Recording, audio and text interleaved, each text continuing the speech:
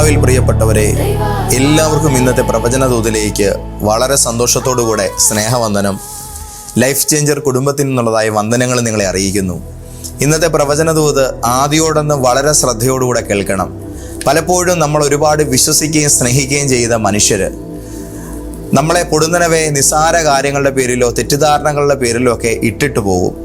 അങ്ങനെ നമ്മളെ ഒഴിവാക്കി പോകുന്ന മനുഷ്യരുടെ പുറകെ നമ്മൾ എന്ത് ചെയ്യും? പിന്നെ ഓടും. അവരൊരിക്കൽ വരും, തിരിച്ചു വരും എന്നുള്ള നിലയിൽ നമ്മുടെ ജീവിതത്തിൻ്റെ പ്രയോജനകരമായ പലതും ചെയ്യാനുള്ള നേരം നമ്മളങ്ങനെ മറ്റുള്ളവർക്ക് വേണ്ടി ഇങ്ങനെ വെറുതെ വേസ്റ്റാക്കി കളയും. ഇങ്ങനെ ജീവിതത്തിൽ ഒരു വലിയ വിപത്ത് വരുവാൻ സാധ്യതയുള്ളതുകൊണ്ട് തന്നെയാണ് കർത്താവ് ഒരു മുന്നറിയിപ്പ് എന്ന പോലെ നമുക്ക് നൽകുന്നത്. വിശുദ്ധ ജെറമ്യാ പ്രവാചകന്റെ പുസ്തകം 15-ാം അധ്യായത്തിൻ്റെ 19-ാമത്തെ വചനത്തിൽ പരിശുദ്ധാത്മാവ് ഇങ്ങനെ പറയുന്നു: നീ എൻ്റെ വായു പോലെയാകും, അവർ നിന്റെ പക്ഷം തിരിയും, നീ അവരുടെ പക്ഷം തിരിയുകയില്ല. ഇങ്ങനെയാണ്, അവർ നിന്റെ പക്ഷം തിരിയും, നീ അവരുടെ പക്ഷം തിരിയുകയില്ല. ഈ വചനം ഒന്ന് അടിവരയിട്ട് വെച്ചോണം കേട്ടോ. പ്രിയപ്പെട്ടവരെ, ഈ വചനം കേൾക്കുമ്പോൾ ആദ്യം തോന്നുന്നത് എന്നെ വിട്ടുപോയവർ ഒരു ദിവസം തിരികെ വരുമെന്നുള്ളതാണ്. അതിലൊരു സത്യവുമുണ്ട്, ഇല്ലെന്നല്ല. പക്ഷേ ദൈവം ഇവിടെ അതിലും വലിയൊരു കാര്യമാണ് ജെറമ്യാ പ്രവാചകനിലൂടെ നമ്മളെ പഠിപ്പിക്കുവാൻ തയ്യാറാകുന്നത്. ആരെങ്കിലും നിങ്ങളെ വിട്ടുപോയത് കൊണ്ട് നിങ്ങൾ നിങ്ങളെ തന്നെ മാറ്റരുത്. ഇതാണ് ഈ വചനത്തിൻ്റെ ഹൃദയമെന്ന് പറയുന്നത്. കാരണം ചില ആളുകൾ നമ്മുടെ ജീവിതത്തിൽ നിന്ന് അകന്നു പോകുമ്പോൾ നമ്മൾ ആദ്യം ചോദിക്കുന്നത്, ഞാൻ എന്തെങ്കിലും മാറ്റം വരുത്തിയാൽ അവർ തിരിച്ചു വരുമോ? ഞാൻ ഇന്ന കാര്യങ്ങൾക്കകത്തൊരു ചേഞ്ച് വരുത്തിയാൽ അവർ വരുമോ? ദൈവം ജെറമ്യാവിനോട് പറഞ്ഞൊരു കാര്യമുണ്ട്: അവരെ തിരികെ കിട്ടാൻ വേണ്ടി നീ അവരുടെ പിന്നാലെ ഓടാനോ തൽക്കാലം മാറാനോ തയ്യാറാകേണ്ടതില്ല. അവർ വരേണ്ടത് നിന്റെ അടുക്കലേക്കാണ്, നീ പോകേണ്ടത് അവരുടെ പിന്നാലെ അല്ല. ഇത് കേൾക്കുമ്പോൾ ചില കുടുംബ ബന്ധങ്ങളിൽ മദ്യപാനത്തിൻ്റെയും അമിതമായ ലഹരിയുടെയും കൂടെ ഉണ്ടാകുന്ന കലഹത്തിൻ്റെയും പേരിൽ മാറി നിൽക്കുന്ന നിങ്ങളുടെ ജീവിത പങ്കാളിയെക്കുറിച്ച് നിങ്ങൾ ചിന്തിക്കുക. അവർ തിരികെ വരാൻ നിങ്ങളിപ്പോൾ കൊള്ളുകയില്ലാത്ത കൊണ്ടു നടക്കുന്ന ഒരു വൃത്തികെട്ട ശീലം കളയേണ്ടെന്നുള്ളതല്ല ഈ വചനത്തിൻ്റെ അർത്ഥം. അത്തരത്തിലുള്ളൊരു മാറ്റം വേണ്ട എന്നുള്ളതല്ല ഈ പറയുന്നത്. പാപകരമായതും ജീവിതത്തെയും സമൂഹത്തെയും ഒരുപോലെ ബാധിക്കപ്പെടുന്നതുമായ നിങ്ങളുടെ ജീവിതത്തിലെ സമസ്ത പ്രവണതകളെ നിങ്ങൾ ഒഴിവാക്കണം. എന്നാൽ ഒരു ദൈവപൈതലായിട്ട് നേരെ ജീവിച്ചിട്ടും നിങ്ങളുടെ ജീവിതത്തിൽ നീതി ന്യായവും നിങ്ങൾ നിലനിർത്തിയിട്ടും പലരും നിങ്ങളെ വിട്ട് പടിയിറങ്ങി പോയിട്ടുണ്ടെങ്കിൽ അങ്ങനെയുള്ള വ്യക്തികളുടെ പിന്നാലെ നിങ്ങൾ ഇറങ്ങണോ വേണ്ടായോ എന്നുള്ള ചോദ്യത്തിന് മുമ്പാകെ നിങ്ങൾ നിൽക്കുമ്പോഴാണ് ഇന്ന് രാവിലെ ഈ ദൂത് നിങ്ങൾ കേൾക്കുന്നത്. എല്ലാവരും നിങ്ങളെ വിട്ടുപോകുന്നത് നിങ്ങൾ തെറ്റുകാരായതുകൊണ്ടല്ല. ഇതാദ്യം മനസ്സിലാക്കണം. ഒരാൾ നിങ്ങളോട് അകന്നു, അതിൻ്റെ അർത്ഥം നിങ്ങളൊരു മോശം മനുഷ്യനാണ് എന്നുള്ളതല്ല. അവർ നിങ്ങളെ മനസ്സിലാക്കിയിട്ടില്ല എന്നുള്ളതാണ്. അതിൻ്റെ അർത്ഥം നിങ്ങളുടെ ജീവിതം തെറ്റാണെന്നുള്ളതല്ല. അവർ നിങ്ങളെ വേണ്ടാന്ന് വെച്ചു. അപ്പോൾ നമ്മളങ്ങ് ചിന്തിക്കും, ദൈവത്തിന് പോലും എന്നെ വേണ്ട. നോ, അതിൻ്റെ അർത്ഥം ദൈവത്തിന് നിങ്ങളെ വേണ്ട എന്നുള്ളതല്ല. മനുഷ്യരുടെ പ്രതികരണം ദൈവത്തിൻ്റെ അഭിപ്രായമല്ല. എല്ലാവരും വാക്കൊന്ന് മനസ്സിലാക്കണം. മനുഷ്യരുടെ അഭിപ്രായങ്ങൾ ദൈവത്തിൻ്റെ വാക്കോ അഭിപ്രായമോ അല്ല. പലപ്പോഴും നമ്മൾ ഇത് രണ്ടും കൂടെ ചേർത്ത് ഇങ്ങനെ മിങ്കിൾ ചെയ്യാറുണ്ട്. ഒരു കാരണവശാലും ഈ രണ്ട് കാര്യങ്ങളും കൂട്ടിക്കുഴയ്ക്കരുത്.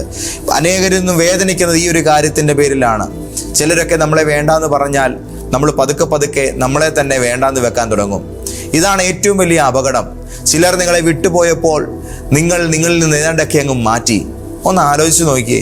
ചിലരെ നഷ്ടപ്പെടാതിരിക്കാൻ നിങ്ങൾ മറ്റു പലരോടും മിണ്ടാതിരുന്നില്ലേ? ചിലർ നിങ്ങളെ ഇഷ്ടപ്പെടാൻ വേണ്ടി നിങ്ങൾ നിങ്ങളുടെ സ്വഭാവം മാറ്റിയില്ലേ? ചിലർ പോകാതിരിക്കാൻ നിങ്ങൾക്ക് ശരിയല്ലെന്ന് അറിയാവുന്ന കാര്യങ്ങൾ പോലും നിങ്ങൾ സമ്മതിച്ചു കൊടുത്തില്ലേ? ചില ബന്ധങ്ങളിൽ നിങ്ങൾ നിരന്തരം എക്സ്പ്ലെയിൻ ചെയ്തുകൊണ്ടിരുന്നില്ലേ പല കാര്യങ്ങൾ? എന്നെ തെറ്റിദ്ധരിക്കരുത്, ഞാൻ അങ്ങനെ ഉദ്ദേശിച്ചിട്ടില്ല, ദയവായി എന്നെ മനസ്സിലാക്കൂ. ഒരു പരിധിവരെയൊക്കെ ഇത് നല്ലതാണ്. പക്ഷേ ജീവിതം മുഴുവനും എല്ലാവരെയും ഇങ്ങനെ കൺവിൻസ് ചെയ്യാൻ വേണ്ടി ശ്രമിച്ചുകൊണ്ടിരിക്കുന്നത് നല്ലതല്ല. നമുക്കെല്ലാവരെയും എന്നും എപ്പോഴും ഇങ്ങനെ കൺവിൻസ് ചെയ്ത് പാമ്പർ ചെയ്ത് കൊണ്ടു നടക്കാനൊന്നും പറ്റത്തില്ല. ഒരു ദിവസം നിങ്ങൾ മനസ്സിലാക്കണം, എന്നെ എല്ലാവരും മനസ്സിലാക്കണം എന്നത് എൻ്റെ ജീവിതത്തിൻ്റെ ഒരു ആവശ്യമേ അല്ല. ദൈവം എന്നെ അറിയുന്നുണ്ട്, അത് മതി എനിക്ക് നേരെ നടക്കാൻ. ഇത് മനസ്സിലാക്കാവോ? ഉള്ളിലോട്ട് കയറുന്നുണ്ടോ? ദൈവം യെരമ്യാവിനോട് ആദ്യമേ പറഞ്ഞത് നീ എൻ്റെ അടുക്കലേക്ക് തിരികെ വരിക എന്നതാണ്. പലപ്പോഴും പലരും അകന്നു പോകുന്നതിൻ്റെ പുറകിലുള്ള ഒരു പ്രധാനപ്പെട്ട കാര്യം, പല ബന്ധങ്ങളുടെ പേരിലും പല സന്തോഷങ്ങളുടെ പേരിലും പലരും കർത്താവിനെ മറക്കുന്നതാണ്. കർത്താവിലേക്ക് നീ തിരിയണം. ഇതാണ് ഈ വചനത്തിലെ മനോഹരമായ കാര്യം. നീ എൻ്റെ അരികിലേക്ക് തിരിഞ്ഞാൽ അവർ നിന്റെ അരികിലേക്ക് വരുമെന്നാണ് കർത്താവ് പറയുന്നത്. അവർ നിന്റെ അടുക്കൽ വരും. ഈ വാക്ക് പറയുന്നതിന് മുമ്പ് ദൈവം ജെറമ്യാവിനോട് പറഞ്ഞു, നീ എൻ്റെ അടുക്കിലേക്ക് തിരിച്ചു വരിക. ഇതിൽ വലിയൊരു രഹസ്യമുണ്ട്. മറ്റുള്ളവർ മാറുന്നതിന് മുമ്പ് നിങ്ങളുടെ സ്ഥാനം, നിങ്ങളുടെ പൊസിഷൻ നിങ്ങൾ ശരിയാക്കേണ്ടതായിട്ടുണ്ട്. അവൻ വിളിച്ചോ? അവൾ മെസ്സേജ് അയച്ചോ? അവരെന്നെക്കുറിച്ച് എന്താ പറഞ്ഞത്? അവർക്കിപ്പോൾ എന്നെക്കുറിച്ചുള്ളതായ തെറ്റിദ്ധാരണകളൊക്കെ മാറിയോ? ഇതൊക്കെ കൊണ്ട് നോക്കിയിരുന്നാൽ നിങ്ങളുടെ സമാധാനം വല്ലവരുടെയും പോക്കറ്റിലും കയ്യിലുമായി പോകും. ദൈവം പറയുന്നത്, ആദ്യം നീ എൻ്റെ അടുക്കിലേക്ക് വരിക. അവരുടെ മുഖത്തേക്ക് നോക്കി, അവരുടെ പ്രൊഫൈലിലേക്ക് നോക്കി, അവരുടെ DP നോക്കി, അവരുടെ സ്റ്റാറ്റസ് നോക്കി നീ നിൽക്കണ്ട. നീ എൻ്റെ മുഖത്തേക്ക് നോക്കുക. അവരുടെ അഭിപ്രായത്തിന് വില കൊടുക്കേണ്ട സമയമല്ല ഇത്. നീ ഇന്ന് രാവിലെ കർത്താവിൽ നിന്ന് നിന്റെ ജീവിതത്തെ കണ്ടെത്താൻ തയ്യാറാകുക. കാരണം മനുഷ്യരാരും തരുന്ന വില, ഒത്തിരി മനുഷ്യന്മാരെ കണ്ടതുകൊണ്ട് തന്നെ പറയുന്നതാണ്, മനുഷ്യരാരും തരുന്ന വില സ്ഥിരമല്ല. ലോകത്ത് ഇന്ന് വരെ ഒരു സാധനത്തിനും ഒരേ നിലയിൽ വില ഉണ്ടായിട്ടില്ല. കൂടുകയും കുറയുകയും ചെയ്തിട്ടുണ്ട്. അത് പച്ചക്കറിക്കടയിലെ അവിയൽ കൂട്ട് മുതൽ സാമ്പാർ കിറ്റ് മുതൽ സകലമാന സാധനത്തിനും വില കൂടിയിട്ടുമുണ്ട്, കുറഞ്ഞിട്ടുമുണ്ട്. പെട്രോളിന് വില കൂടുന്നു, കുറയുന്നു. പത്രത്തിന് വില കൂടുന്നു, കുറയുന്നു. പാലിന് വില കയറുന്നു, കുറയുന്നു. സകലമാന സാധനത്തിനും. അങ്ങനെയാണെങ്കിൽ ഒരു കാര്യം ഓർത്തു, വില അത് സ്ഥിരമായിട്ട് മനുഷ്യരുടെ മുമ്പിൽ നിലനിൽക്കില്ല. മനുഷ്യർ തരുന്ന വില സ്ഥിരമല്ല. ഇന്നൊരാൾ നിങ്ങളോട് പറയും, നിങ്ങളെപ്പോലെ ഒരു നല്ല മനുഷ്യനില്ല.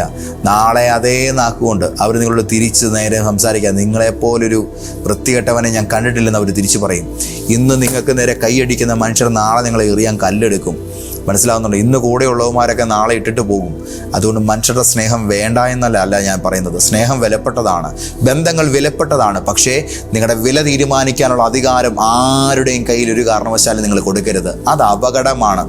കാരണം അവർ മാറുമ്പോൾ നിങ്ങളുടെ വിലയും മാറുന്നത് പോലെ നിങ്ങൾക്ക് തോന്നും. പക്ഷെ ദൈവത്തിൻ്റെ സ്നേഹം അങ്ങനെയല്ല. ഇവിടെയാണ് നമ്മൾ യേശുവിനെ നോക്കേണ്ടത്. യേശുവിൻ്റെ ജീവിതം ഒന്ന് നോക്കിക്കേ. ഒരു ദിവസം ജനങ്ങൾ യേശുവിനെ രാജാവാക്കാൻ ശ്രമിച്ചു, മറ്റൊരു ദിവസം ക്രൂശിക്കുക എന്ന് ആർത്തു വിളിച്ചു. ആളുകൾ മാറി, പക്ഷെ യേശു മാറിയില്ല. എന്തുകൊണ്ടാണ്? അവൻ തൻ്റെ വില ജനങ്ങളുടെ കയ്യടിയിൽ നിന്ന് ഉൾക്കൊണ്ടതായിരുന്നില്ല. യേശു തൻ്റെ മൂല്യം കണ്ടെത്തിയത് മനുഷ്യരുടെ വാക്കുകളിൽ നിന്നോ അഭിപ്രായങ്ങളിൽ നിന്നോ അല്ല. സോഷ്യൽ മീഡിയയിൽ കിട്ടുന്ന ലൈക്കുകളല്ല നിങ്ങളുടെ ജീവിതത്തിൻ്റെ എക്സ്പ്ലനേഷൻ. മറ്റുള്ളവർ നിങ്ങൾക്ക് താഴെ നിങ്ങൾക്ക് തരുന്ന നെഗറ്റീവ് കമൻറ്റുകളോ പോസിറ്റീവ് കമൻറ്റുകളോ അല്ല നിങ്ങളെന്ന് പറയുന്ന വ്യക്തിയുടെ റിയൽ ഡെഫിനിഷൻ എന്ന് പറയുന്നത്. ആമേൻ. യേശുവിനെ സംബന്ധിച്ചിടത്തോളം യേശുവിൻ്റെ ജീവിതത്തിൽ നിന്ന് തന്നെ കർത്താവിന് താൻ ആരാന്നുള്ളതായ ശബ്ദം പുറത്തു കൊണ്ടുവരാൻ കഴിഞ്ഞു. അത് സ്വർഗത്തിൽ നിന്ന് തൻ്റെ പിതാവിനെ കൊണ്ട് തന്നെ സംസാരിപ്പിക്കാൻ യേശുവിന് കഴിഞ്ഞു. ഇവൻ എൻ്റെ പ്രിയപുത്രൻ. അതാണ് അതിൻ്റെ അടിസ്ഥാനം. അതുകൊണ്ട് ക്രൗഡ് മാറിയപ്പോൾ യേശുവിൻ്റെ ഐഡൻറ്റിറ്റി മാറിയില്ല.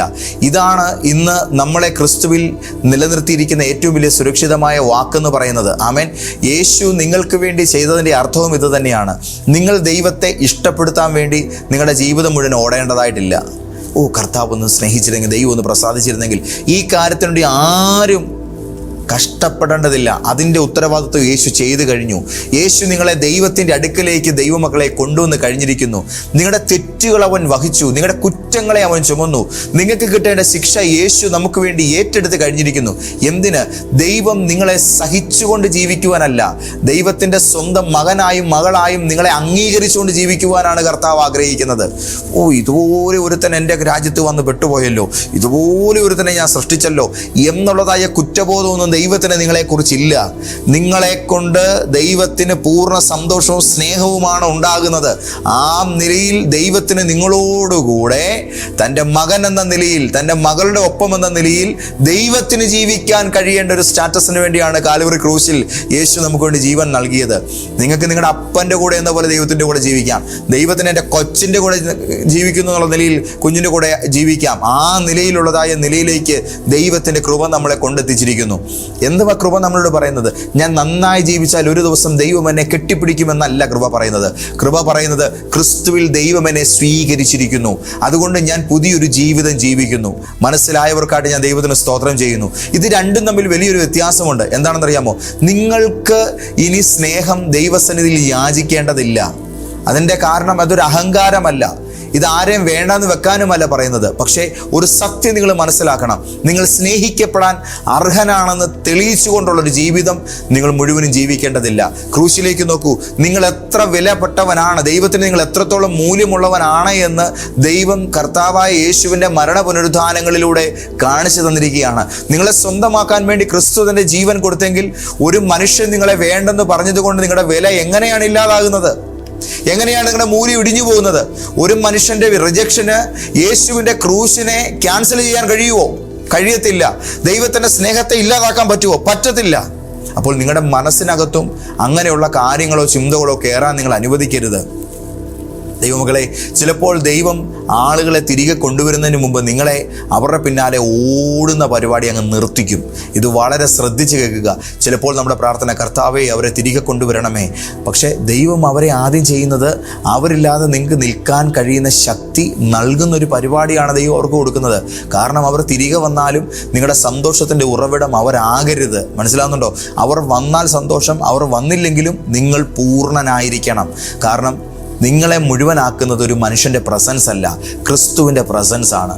ഞങ്ങളൊക്കെ ഈ ശുശ്രൂഷയിൽ നിൽക്കുമ്പോൾ നമ്മൾ ജീവൻ കൊടുത്ത് സ്നേഹിച്ച കുറേ മനുഷ്യർ പെട്ടെന്ന് ആരുടെയെങ്കിലുമൊക്കെ വാക്ക് കേട്ട് നമ്മുടെ കൂട്ടായ്മയിൽ നിന്നൊക്കെ അങ്ങ് മാറിപ്പോകും. നമുക്ക് ഭയങ്കരമായൊരു പ്രഷറും ടെൻഷനും സങ്കടങ്ങളും എല്ലാം ഉണ്ടാവും. ഞാൻ ഇത്ര സ്നേഹിച്ചിട്ട്, ഞാൻ ഇത്ര അവരെ കരുതിയിട്ട്, എൻ്റെ ദൈവമേ, ഞാൻ എൻ്റെ അധ്വാനത്തിൻ്റെ ഇത്ര ഭാഗം ഞാൻ അവർക്ക് വേണ്ടിയാണല്ലോ മാറ്റിവെച്ചത്. എത്ര രാത്രി ഞാൻ അവർക്ക് വേണ്ടി ഉറക്കമില്ലാതിരുന്ന് പ്രാർത്ഥിച്ചു. എത്ര ദിവസം ഞാൻ എൻ്റെ ആവശ്യത്തിന് വേണ്ടി പോലും ഉപവസിക്കാത്ത ഞാൻ എൻ്റെ ആഹാരം വേണ്ടെന്ന് വെച്ചാൽ അവർക്ക് വേണ്ടി ദിവസമേ മുട്ടിൽമേലിരുന്നു. ഇതൊക്കെ നമ്മുടെ മനസ്സിനകത്തൊരു വേദനയായിട്ട് ഉണ്ടായി വരും. അങ്ങനെയുള്ള ചിന്തകളും ടെൻഷനുകളും എല്ലാം ഉണ്ടായപ്പോൾ കർത്താവിനെ പഠിപ്പിച്ച കാര്യങ്ങളാണ് ഞാനിപ്പോൾ ഈ പറയുന്നത്. കൃപ നമ്മുടെ ഉള്ളിലൊരു സ്വാതന്ത്ര്യം ഉണ്ടാക്കി തരും. ദൈവമക്കളെ, വചനം പറയുന്നത് അവർ നിൻ്റെ പക്ഷം തിരിയുമെന്നത് പ്രതികാരമല്ല, ഇത് എന്നെ ഉപേക്ഷിച്ചവർ ഒരു ദിവസം എൻ്റെ വില അറിയും എന്നുള്ള ഒരു സന്ദേശവുമല്ല. അതല്ല ഗോസ്പൽ. ദൈവം യെരമ്യാവിനോട് പറയുന്നത്, നീ ശരിയായ സ്ഥലത്ത് ഉറച്ചു നിൽക്കുക. എല്ലാവരുടെയും പിന്നാലെ ഓടരുത്. എല്ലാവരെയും സന്തോഷിപ്പിക്കാൻ ശ്രമിക്കരുത്. നിൻ്റെ വിശ്വാസം നീ വിൽക്കരുത്. നിൻ്റെ ദൈവവിളിയെ നീ ചെറുതായി കാണരുത്. നിൻ്റെ മനസ്സാക്ഷിക്ക് തെറ്റാണെന്നറിയാവുന്ന കാര്യത്തിൽ മനുഷ്യനെ സന്തോഷിപ്പിക്കാൻ വേണ്ടി നീ ശരിയെന്ന് പറയരുത്. നീ സ്നേഹത്തോടെ നിൽക്കുക, നീ കൃപയോടെ നിൽക്കുക, നീ സത്യത്തിൽ നിൽക്കുക. പിന്നെ ആളുകൾ വരേണ്ടതാണെങ്കിൽ അവർ വരട്ടെ. കർത്താവിൻ്റെ കുഞ്ഞുങ്ങളെ, ഏറ്റവും വലിയ മാറ്റം അവർ തിരികെ വരുന്നതല്ല. ഇതാണ് ഈ സന്ദേശത്തിലെ ഏറ്റവും പ്രധാനപ്പെട്ട ഭാഗം. നിങ്ങളെ വിട്ടുപോയ ഒരാൾ തിരികെ വരുന്നത് വലിയ കാര്യമാണെന്ന് നിങ്ങൾ കരുതുന്നു. അല്ല, അവർ വരുന്നതിന് മുമ്പ് അവരില്ലാതെ സമാധാനത്തോടെ നിങ്ങൾക്ക് ജീവിക്കാനും നിൽക്കാനും കഴിയുന്നതാണ് ഏറ്റവും വലിയ അത്ഭുതം. എൻ്റെ സന്തോഷം അവരുടെ പേഴ്സിലായിരുന്നു. എൻ്റെ സമാധാനം അവരുമായിട്ടുള്ള നിമിഷങ്ങളിലായിരുന്നു. നോ പെട്ടെന്ന് ഒരാൾ അങ്ങനെ ഇരിക്കുന്ന ഒരാൾ മരിച്ചു പോയാൽ തീർന്നില്ലേ ജീവിതം? നമ്മുടെ സന്തോഷം നമ്മളിൽ തന്നെയാണ്. നിൻ്റെ നന്മ നിന്നിൽ തന്നെയാണ്. നീ അതറിയണം. ആ തീരുമാനവും തിരിച്ചറിവും ഉണ്ടാകുമ്പോഴാണ് ജീവിതത്തിന് അർത്ഥം ഉണ്ടാകുന്നത്. നമ്മളെ റിജക്റ്റ് ചെയ്തവരുടെ പേരിൽ നമ്മൾ മുതലക്കണ്ണീരൊഴുക്കുന്ന പരിപാടികളൊക്കെ ആകുമ്പോൾ നിൽക്കും. നമ്മൾ നമ്മുടെ അടുത്ത പ്രയോജനകരമായ കാര്യത്തിലേക്ക് മൂവ് ചെയ്യും. ആരോടും വെറുപ്പും വേണ്ട, ആരോടും വിദ്വേഷവും വേണ്ട. നാളെ അവരെ എവിടെ വെച്ച് കണ്ടാലും സന്തോഷത്തോടെ നമുക്ക് അവർക്കിപ്പോൾ കൈ കൊടുക്കാനും വേണമെങ്കിൽ ഒരു ചായ കുടിക്കാനും കഴിയുന്ന നിലയിലേക്കുള്ള ബന്ധത്തെ നമുക്ക് സുതാര്യമാക്കാൻ കഴിയും. നിങ്ങൾ പോയി, കുഴപ്പമില്ല, അത് നിങ്ങളുടെ സ്വാതന്ത്ര്യം. പക്ഷേ ഞാൻ തകർന്നിട്ടില്ല. കർത്താവിൽ ഞാൻ കൂടുതൽ ബോൾഡായി. ഞാൻ ആ സാഹചര്യത്തെയൊക്കെ അതിജീവിക്കാൻ പഠിച്ചു. ദൈവമക്കളെ, നമ്മൾ അങ്ങനെ ഒരു തീരുമാനമെടുക്കുമ്പോൾ നമ്മളുടെ ജീവിതത്തിൽ നിന്ന് ആര് പോയാലും ആ പോകുന്നവർക്ക് ആർക്കും നമ്മുടെ ജീവിതത്തെ നിയന്ത്രിക്കാൻ കഴിയുകയില്ല. അവർ വന്നാൽ നിങ്ങൾ സന്തോഷിക്കും, പക്ഷെ അവർ പോയാൽ നിങ്ങൾ അവസാനിക്കില്ല. എൻ്റെ കൂടെ നിന്നാലേ നീ നിലയാവുള്ളൂ, ഇല്ലെങ്കിൽ നീ തീർന്നു പോകും. നോ, അങ്ങനെ ഒരുത്തനെ ദൈവം ആരുടെ ഉത്തരവാദിത്വം ഏൽപ്പിച്ചിട്ടില്ല. അവർ നിങ്ങളെ പ്രശംസിച്ചാൽ സ്വീകരിക്കുക, വിമർശിച്ചാൽ നിങ്ങളുടെ വില നഷ്ടപ്പെടുന്നില്ല എന്ന് മനസ്സിലാക്കുക. അവർ നിങ്ങളെ മനസ്സിലാക്കിയാൽ സന്തോഷം, മനസ്സിലാക്കിയില്ലെങ്കിലും ദൈവം എന്നെ അറിയുന്നു. ഇതാണ് ആത്മധൈര്യം. ക്രിസ്തുവിൽ ഉറച്ച ഒരു മനുഷ്യൻ്റെ ഒരു പുതിയ ഭാഷ ഇതാണ്. ഇനി അവരെന്നെ സ്വീകരിക്കുമോ എന്നുള്ളതല്ല, യേശു എന്നെ സ്വീകരിച്ചിരിക്കുന്നു. അവർ എന്നെ വിലമതിക്കുമോ എന്നുള്ളതല്ല, കാൽവറി ക്രൂശ് എൻ്റെ വില പറഞ്ഞു കഴിഞ്ഞിരിക്കുന്നു. അവർ എൻ്റെ കൂടെ നിൽക്കുമോ എന്നുള്ളതല്ല, എന്നെ ഇനി ഒരിക്കലും കൈവിടില്ലെന്ന് പറഞ്ഞവൻ എൻ്റെ കൂടെ ഉണ്ടെന്നുള്ളതാണ്. അവർ തിരികെ വരുമെന്നുള്ളതല്ല, അതും നിങ്ങളുടെ സമാധാനത്തിൻ്റെ അടിസ്ഥാനമാക്കേണ്ടതില്ല. വന്നാൽ സ്വീകരിക്കാൻ കൃപയുണ്ടായിരിക്കട്ടെ, വന്നില്ലെങ്കിൽ മുന്നോട്ട് നടക്കാനുള്ള ശക്തിയും നിനക്കുണ്ടായിരിക്കട്ടെ. ഇതാണ് ക്രിസ്തുവിൽ സ്വതന്ത്രനായ പുതിയ മനുഷ്യൻ. അവസാനമായത് ഹൃദയത്തിൽ സൂക്ഷിക്കണം പ്രിയപ്പെട്ടവരെ. ആരെങ്കിലും നിങ്ങളെ വിട്ടുപോയെങ്കിൽ അവരെ വെറുക്കരുത്, അവരെ ശപിക്കരുത്, അവരുടെ തകർച്ച ആഗ്രഹിക്കരുത്. തിരികെ വന്നാൽ അഹങ്കാരത്തോടെ പെരുമാറരുത്, കൃപയോടെ ഇരിക്കുക. പക്ഷേ അവരെ തിരികെ കിട്ടാൻ വേണ്ടി നിങ്ങളെ തന്നെ നിങ്ങൾ നഷ്ടപ്പെടുത്തരുത്. ദൈവം നിങ്ങളിൽ ഏൽപ്പിച്ച സത്യം നിങ്ങൾ ഒരിക്കലും വൃഥാവാക്കരുത്. ദൈവം നിങ്ങൾക്ക് നൽകിയ വില മറക്കരുത്. കാരണം നിങ്ങളെ വിട്ടുപോയവരുടെ തീരുമാനമല്ല നിങ്ങളെ നിർവചിക്കുന്നത്. നിങ്ങളെ സ്വതന്ത്രമാക്കാൻ ജീവൻ നൽകിയ ക്രിസ്തുവാണ് നിങ്ങളെ നിർവചിക്കുന്നത്. അതുകൊണ്ട് ഇനി ഓടേണ്ട, നിങ്ങളുടെ വില തെളിയിക്കാൻ വേണ്ടി കഷ്ടപ്പെടുകയും വേണ്ട, നിങ്ങളെല്ലാവരെയും മനസ്സിലാക്കാൻ വേണ്ടി പരിശ്രമിപ്പിക്കുകയും വേണ്ട. അതായത് എല്ലാവരുടെയും അപ്രൂവലിന് വേണ്ടി നിങ്ങൾ കിടന്ന് കഷ്ടപ്പെടണമെന്നാണ് പറഞ്ഞതിൻ്റെ അർത്ഥം. യേശുവിൽ നിലനിൽക്കുക, സ്നേഹത്തോടെ നിൽക്കുക, നമ്മളിങ്ങനെ നമ്മളെ തന്നെ എപ്പോഴും ഇങ്ങനെ എഡിറ്റ് ചെയ്തുകൊണ്ടിരിക്കുന്ന ആ ഒരു പരിപാടി മാറ്റുക. നമ്മൾ നമ്മുടെ ഒരു പൂർണ്ണത നമുക്ക് നമ്മളിൽ മനസ്സിലായി കഴിഞ്ഞാൽ അതിൽ തന്നെ നിൽക്കുക. ഇതാണ് ഞാനെന്ന് പറയുന്ന വ്യക്തിയെ ഞാനായിട്ട് എൻ്റെ ദൈവം ഉൾക്കൊള്ളുന്നുണ്ടെങ്കിൽ, ഞാനെന്ന് പറയുന്ന ആത്മീയനെ എനിക്ക് കുഴപ്പമില്ലാത്ത നിലയിൽ എനിക്ക് എന്നിൽ തന്നെ അനുഭവിക്കാൻ കഴിയുന്നുണ്ടെങ്കിൽ, നിങ്ങളെന്ന് പറയുന്ന മനുഷ്യനും ഞാൻ ഇത് തന്നെ ആയിരിക്കും. അത് പൂർണ്ണമായിട്ടും അംഗീകരിക്കാനും ഉൾക്കൊള്ളാനും കഴിയുന്ന ആൾക്കാർ എന്നും നമ്മുടെ കൂടെ കാണും. അല്ലാത്തവർക്ക് ഇടക്കാലത്ത് വെച്ച് ബൈ പറയേണ്ടതായിട്ട് വരും. എല്ലാ കാലത്തും എല്ലാവരും ഒന്നും കൂടെ ഉണ്ടാകില്ല. പക്ഷേ മാറാത്തൊരു യേശു നമ്മുടെ കൂടെയുണ്ട്. സത്യത്തിൽ നിങ്ങൾ നിലനിൽക്കുക കേട്ടോ, കൃപയിൽ നിലനിൽക്കുക. ജെറമ്യാ പ്രവാചകൻ്റെ പുസ്തകം ഈ 15:19 നമുക്ക് മറ്റൊരു ശക്തിയിൽ കേൾക്കാൻ കഴിയും. അവർ നിൻ്റെ പക്ഷം തിരിയും, നീ അവരുടെ പക്ഷം തിരിയുകയില്ല. അവർ വരുമോ എന്നുള്ള ഭയത്തിൽ ഇനി നീ ജീവിക്കേണ്ട. കാരണം അവർ വന്നാലും നീ ക്രിസ്തുവിൻ്റേതാണ്, അവർ വന്നില്ലെങ്കിലും നിങ്ങൾ ക്രിസ്തുവിൻ്റേതാണ്. അതാണ് നമ്മുടെ സുരക്ഷ, അതാണ് നമ്മുടെ വില, അതാണ് കൃപ നൽകുന്ന യാഥാർത്ഥ ആത്മധൈര്യം. ഹല്ലേലൂയ. ഇതിൽ മുന്നോട്ടേക്ക് ധൈര്യപൂർവ്വം തുടരാൻ കർത്താവ് നിങ്ങളെ സഹായിക്കട്ടെ. ഹല്ലേലൂയ. ഞങ്ങളുടെ ദൈവമേ, സ്വർഗീയ നല്ല പിതാവേ, അവർ വരുമോ ഇവർ വരുമോ, എന്താകും എൻ്റെ അവസ്ഥ? ഈ നിലയിൽ ഓരോ രാത്രിയും ഓരോ പകലും ആരുടെയൊക്കെയോ അഭാവത്തിൽ ജീവിതത്തെ ശക്തിപ്പെടുത്താൻ ശ്രമിക്കേണ്ടതിന് പകരം ഒരു ഭാവനാ ലോകത്ത് മടങ്ങിവരവിനെ കുറിച്ചുള്ള ചിത്രങ്ങൾ മാത്രം കണ്ടുകൊണ്ടിങ്ങനെ ഓരോ രാത്രി പകലുകൾ പാഴാക്കി കളയുന്ന നിലയിൽ നിന്നും അങ്ങയുടെ മക്കൾ ഇന്ന് ക്രിസ്തുവിലുള്ള ധൈര്യത്തിൻ്റെ പൂർണ്ണത എങ്ങനെ ജീവിതത്തിൽ പാലിച്ചുയരാമെന്നതിനെക്കുറിച്ച് ആത്മാവിൽ ബോധ്യം പ്രാപിച്ചിരിക്കുന്ന നേരമാണല്ലോ. ഇതിൽ അന്ത്യത്തോളം നിൽക്കാൻ ഇവർക്ക് കൃപ ചെയ്യണമേ. കുടുംബ ബന്ധങ്ങൾ ഒന്നു ചേരട്ടെ, സ്നേഹം തളിർക്കട്ടെ, അഭിപ്രായ ഭിന്നതകൾ മാറട്ടെ, കുടുംബത്തിലേക്ക് പടിയിറങ്ങിപ്പോയവർ തിരിച്ചു വരട്ടെ, സഭകൾ സമ്പന്നമാകട്ടെ. ഇന്ന് ഒരുപാട് പേരുടെ ജീവിതത്തിൽ അവരുടെ ജീവിതത്തിൻ്റെ നല്ല നിമിഷങ്ങൾ അലങ്കരിച്ചിരുന്ന ഒത്തിരി പേർ ഒഴിഞ്ഞുപോയതിനെ തുടർന്ന് ആ കസേരകളെല്ലാം ശൂന്യമായി കിടക്കുന്നു. കർത്താവെ, യേശു ഇന്ന് പകല് എല്ലാ വീടുകളിലും എല്ലാ നിറവുകളിലും പരിപൂർണ നിറവും സമൃദ്ധിയുമായി എല്ലാവരുടെയും ജീവിതത്തിൽ നിറഞ്ഞു കവിയുമാറാകട്ടെ. ഞാൻ എൻ്റെ പ്രിയപ്പെട്ടവരെ അനുഗ്രഹിച്ചു പ്രാർത്ഥിക്കുന്നു. സമാധാനവും സ്വസ്ഥതയും സന്തോഷവും ഇവരിൽ പകരും, യേശുവിൻ്റെ നാമത്തിൽ തന്നെ. ആമേൻ. കർത്താവ് നിങ്ങളെ ഒത്തിരി അനുഗ്രഹിക്കട്ടെ. ഞായറാഴ്ചയും വെള്ളിയാഴ്ചയുമാണ് കോട്ടയത്ത് ആത്മീക ആരാധന. വെള്ളിയാഴ്ച രാവിലെ 10:30 മുതൽ 12:30 വരെയും ഞായറാഴ്ച രാവിലെ 8:30 മുതൽ 11:30 വരെയുമാണ്. ഞായറാഴ്ച ഉച്ച കഴിഞ്ഞ് വൈകുന്നേരം 4 മണിക്ക് ചിറ്റൂർ റോഡിലുള്ള YMCA ഹാളിൽ നമ്മുടെ ആത്മീക ആരാധനയുണ്ട്. നിങ്ങൾ വരിക കേട്ടോ. കർത്താവ് നിങ്ങളെ ഒത്തിരി അനുഗ്രഹിക്കട്ടെ. ദൈവപിതാവിൻ്റെ സ്നേഹവും യേശുവിൻ്റെ കൃപയും പരിശുദ്ധാത്മാവിൻ്റെ കൂട്ടായ്മയും നിങ്ങളോടുകൂടി ഉണ്ടായിരിക്കുമാറാകട്ടെ. ആമേൻ.